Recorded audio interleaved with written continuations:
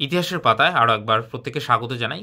SSC second SLST class 9-10-এর result অর্থাৎ যে কল ফর ভেরিফিকেশনের লিস্ট আজকে দেওয়ার কথা ছিল সেটার কি হলো?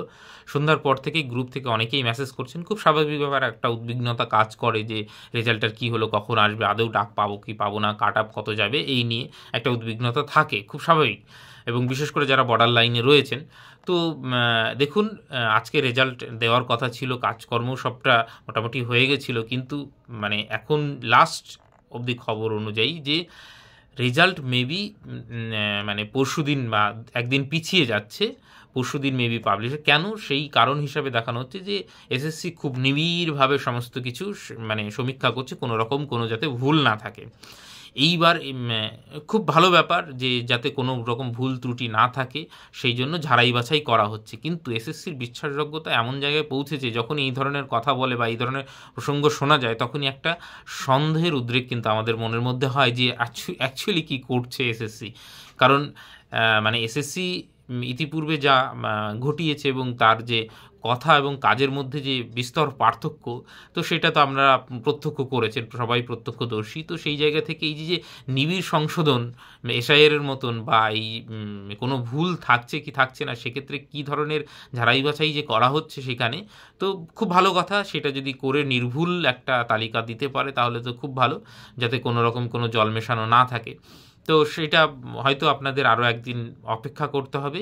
আর যখনই আপডেট আসবে আমি নিশ্চয়ই গ্রুপে জানিয়ে দেবো। কমেন্ট সেকশনে লিঙ্ক দেওয়া থাকে প্রত্যেকটা ভিডিও, সেখানে গিয়ে আমি মানে সন্ধ্যাবেলা থেকে ওয়েবসাইটও চেক করছি, ওয়েবসাইটও প্রপারলি খুব একটা কাজ করে না, আপনারা জানেন তো। হ্যাঁ, আমি কিন্তু প্রতি ধরুন 1 ঘন্টা, 1.5 ঘন্টা, 2 ঘন্টা পর একবার করে ওয়েবসাইটটা চেক করে নিই, বিশেষ করে যখন রেজাল্ট আসার কথা থাকে। তো যখনই আসবে আমি নিশ্চয়ই গ্রুপে জানিয়ে দেবো আপনাদের। আর সেই সঙ্গে বলে রাখি যে এখন তাহলে কি করা উচিত। দেখুন, যারা বর্ডার লাইনে রয়েছেন তারা নিশ্চয়ই একটা প্রস্তুতি নেবেন ভাইবার, কারণ সময় যেহেতু খুব একটা নেই। এবার কাট আপ নিয়ে যে লাস্ট ভিডিও করেছিলাম, আপনারাই অনুরোধ করেছিলেন সেই জায়গা থেকে, কাট আপ জানতে চেয়েছিলেন।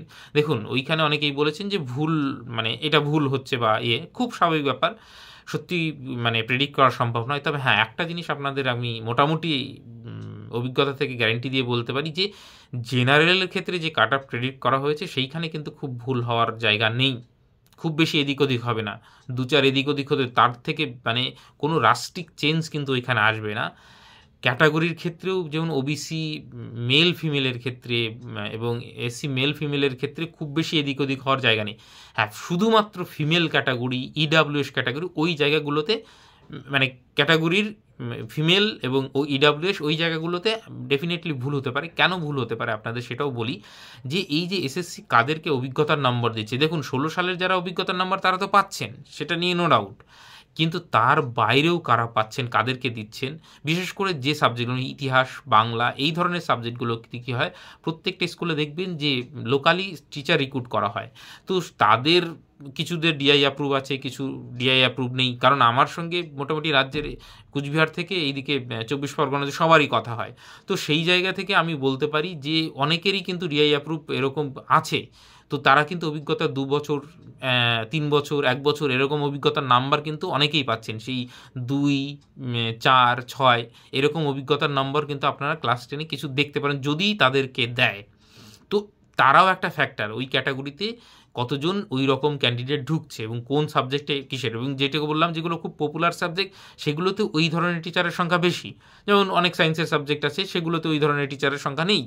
তো এই বিষয়গুলো প্রপার ডেটা যেহেতু আমাদের কাছে নেই, সেহেতু একদম 100% প্রেডিক্ট করা মোটামুটি কাছে যাওয়া একটু টাফ। হ্যাঁ, জেনারেলের ক্ষেত্রে আবারও বললাম খুব একটা আশা নেই এতে, মানে খুব স্বাভাবিক ব্যাপার। খুব খারাপ লাগলেও এটা বলতেই হচ্ছে। যেমন 11-12-এর আগে, মানে রেজাল্টের আগেও মানে আপনারা অনুমান করতে পেরেছিলেন, আমি কাট আপ নিয়ে সাধারণত মানে খুব বেশি ভিডিও করিনি, এই কারণেই করিনি। এবং তারপরেও বলে দিয়েছিলাম যে 11-12-এ মানে ফ্রেশার্সদের খুব একটা আশা নেই। 9-10-এ ডেফিনেটলি অনেকে ডাক পাবেন, কিন্তু সেইখানেও জেনারেলদের অবস্থা খুব একটা ভালো থাকবে না, এবং যা কাট আপ প্রেডিক্ট করা হয়েছে ওই রকমটার আশেপাশেই থাকবে। আর ভুল যদি হই, সেটা ক্যাটাগরিতে গিয়েই একমাত্র হওয়া সম্ভব। এই হচ্ছে মোদ্দা কথা। তো সেই রকম রেঞ্জের মধ্যে যারা রয়েছেন, মোটামুটি একটা মানসিক প্রিপারেশন নিয়ে রাখুন, একটা ডেমো রেডি করুন। বাকি রেজাল্ট আসলে আমি গ্রুপে জানিয়ে দেবো, কমেন্ট সেকশনে লিঙ্ক দেওয়া থাকলো। আপাতত সকলকে অসংখ্য ধন্যবাদ।